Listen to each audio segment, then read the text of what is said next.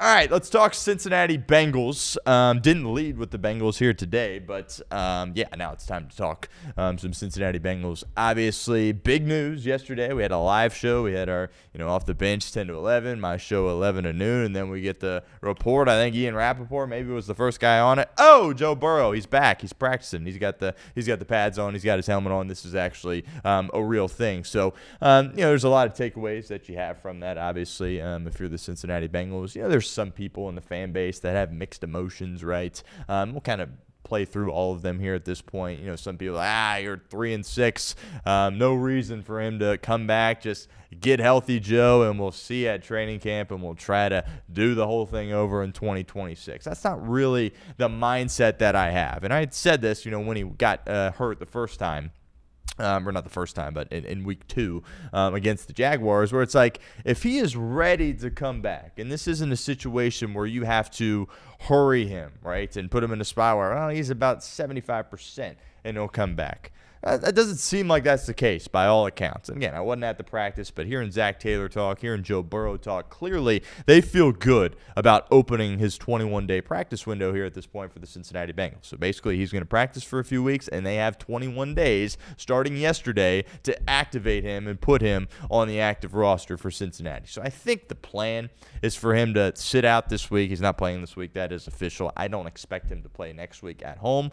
But after that, Thanksgiving night, on the road, Baltimore, division game. He didn't directly come out and say this during his press conference, but my gut tells me that is the timeline in which they are hoping he can, take the field and be the starter for the Cincinnati Bengals. And, Reed talked about this on Off the Bench. Getting this news, I'm happy, right? It's great. Thank goodness Joe Burrow looks like he's going to play football again this year for Cincinnati.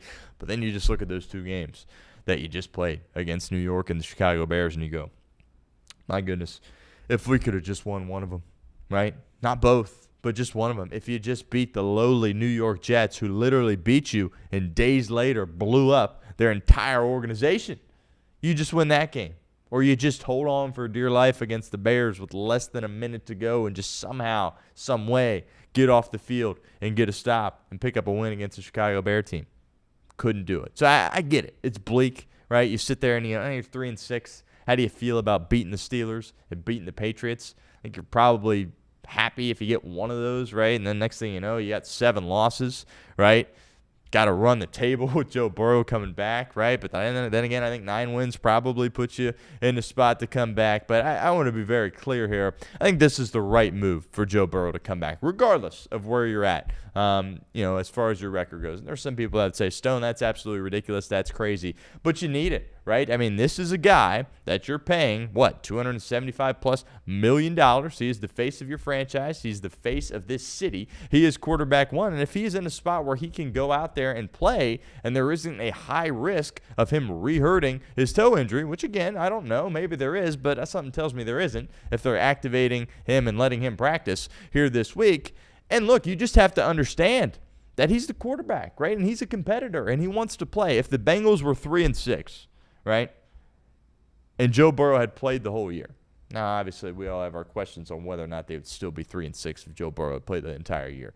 They're not just going to shut him down when they're eliminated from the playoffs, right? He's going to play the whole year, right? That's what he would do. That's what quarterbacks do, right? If you're a professional quarterback and you're getting paid big-time money, you don't just take off when your team's eliminated, right? How many teams make the playoffs? Much of the league doesn't make the playoffs. They all have top-of-the-line players that are getting paid a ton of money. Do they just stop playing once they're eliminated? No. They keep playing. They're professional athletes. You only have one chance to sit here and play in the NFL. I'm not going to sit out here and say, he owes it to the fans, he owes it to the organization to come back and play. Absolutely not. Absolutely not. If the doctors sit there, the trainers sit there, the coaches sit there, and Joe sits there and says, you know what, I'm not 100%. There's a chance we could hurt this thing again. I can't come back. That's totally fine. But if he's in a spot where he's moving around, the risk of re-aggravating the injury is not high whatsoever, you put him out there. That's your quarterback, right? You absolutely put him out there. Now, there are people in the fan base that say, yeah, it's great. Joe's coming back, might come back. We love watching Joe play, but what's it going to do, right? I mean, your offense has been unstoppable without him. Now you put Joe in there. Can it get much better? Maybe a little bit, but how's that going to help your defense? I totally understand that. But Craig Sandlin brought up this point on our live show yesterday when you're talking about Joe Burrow is there is an intangible element here to this, right? There is a different spark, a different juice, a different energy throughout that locker room, throughout the city, and throughout the organization when Joe Burrow takes the practice field, right? These are professional athletes. Do they need extra added motivation? Probably not. But when you sit there and you say, oh, Nine's out here. Nine's spinning that thing. Oh, he looks pretty good out here. What, we 3-6? Oh, that's not good. How's the rest of the division? Oh, division's kind of wide open here at this thing. Is that going to magically fix your defense? No, but it provides some new confidence, right? It provides some new energy, a spark, right? Maybe this thing isn't over quite yet. Now, obviously, if you go give up 50 to Pittsburgh this week and lose, that all evaporates pretty quickly. But I think there is something to be said about, just kind of the uptick in energy and, juice that this team will have with Joe Burrow being back and actually practicing and actually showing his teammates that, there's a chance that he comes back. And look, if this Bengals team was 3-6, I was talking to Reed about this off the air. One thing I prided myself on was that I never wrote off the Reds, right? And I never wrote off the Bengals last year, right? I said the Bengals were done after they lost to the Bears. I think you sit here and say, must win. You talk about must wins all the time, right? I think you're allowed to say it once. And then if they lose, there can't be another must win. It's like you already used that card, right? And I used it against the Bears. I said, this is a must win game against the Bears. You didn't win, so I can't really say another game's a must win, right? Because I already used that card and they lost. But I do think it's interesting that if this team was 3-6 and Joe Burrow was here this whole time, I wouldn't have said that the season's over, despite how bad this defense is. I wouldn't, because there's just that kind of level of magic when Joe Burrow takes the field for this team, and what Joe Burrow brings is he brings hope, and that's undoubtable. He absolutely brings hope, and I think if he can come back right on Thanksgiving, he will bring some hope. And there is an element to this there as well. Joe Burrow is a fierce competitor. The fact that he was able to get back this quickly is remarkable, right? I'm not a toe specialist. I don't know if he was just attacking the rehab crazily or if he got lucky with the surgery or if he just has good genetics. I don't know, but it's crazy that he's already back practicing here at this point. And honestly, a quick side note, Brock Purdy's probably like, shoot, I should have got the surgery. Because he didn't get the surgery, and what's he doing? He played the one game against Jacksonville, but he hasn't been able to come back. And now it's like, well, Brock Purdy, is he going to be able to come back next week or what?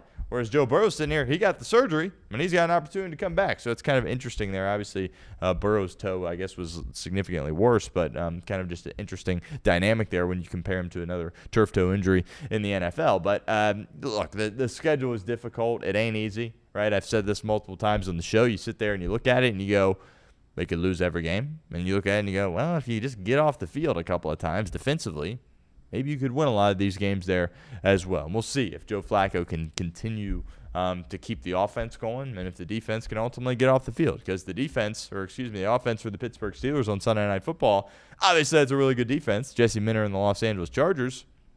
But based on how they played on Sunday in a controlled environment indoors, it looked horrible. They looked horrible. So if there's some confidence that maybe this defense, after a bye, maybe some fresh legs could come in. And again, don't need the defense to be top 10, right? You can go and give up 27 points to Pittsburgh this week. Feel pretty good about the Bengals hanging 30 on, right? The way this offense is played. So ultimately we'll see, is Joe Burrow coming back? Is that going to fix the defense? Absolutely not. I understand that. But, when you see things transpire in the division the way they are, right? I mean, Pittsburgh had a great start to the year, and we said they're going to come back down to life. Well, they've done more than that because they don't look good. They don't look good at all, right? And then there was people out there that said Baltimore's going to get hot. They were right? Baltimore, you look down, it's like, dang, they're right back into this thing. But is Baltimore going to run the table the rest of the way? No, right? They're going to drop a game or two, and you play them twice, right? So, I was really happy with how Joe Burrow handled things in the press conference, right? Because I said this the second he got hurt, whereas it's like, there's going to be noise. There's going to be, trade Joe Burrow, and there's going to be a bunch of nonsense.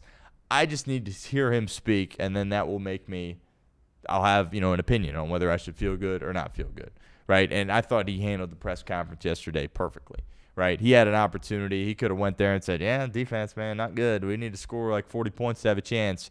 Or he could have sat there and said, your guy's not playing well. Zach's got to be better. Duke Tobin's got to – like he could have thrown a lot of people under the bus. And he didn't do that, right? He clearly had a very positive mindset. I also was worried about just kind of his psyche, right? Because you talk about him being this psychopath, monster, serial killer guy, but at some point, if you keep getting hurt, like, your brain's just got to mentally, I don't know if you can take it, but I think from a positivity standpoint, I think Joe seemed like he was in a good spot, right? And he had an opportunity to, really pick apart the organization, throw a lot of people under the bus. That's not what he did. He took the positive route, and he was like, you know what? The defense at the beginning of the year, they did some good things. And we sat here on the show, and we said, first couple of weeks, I get you're playing the Browns and the Jaguars, but defense hung in there, right? And then, obviously, the past few weeks, then you had the stretch there with Browning where everything was a disaster, so you weren't winning those games anyway. And then, obviously, these past two, the offense plays great against the Jets and Bears, respectively, and you lose both games because of the defense. And he's like, yeah, we had some good moments defensively early, bad moments on offense. Now we're playing well on offense, not so great on defense. Got to have, complementary football, right? That balanced attack. You can't just have one side of the ball holding all the weight and the other side getting dragged behind.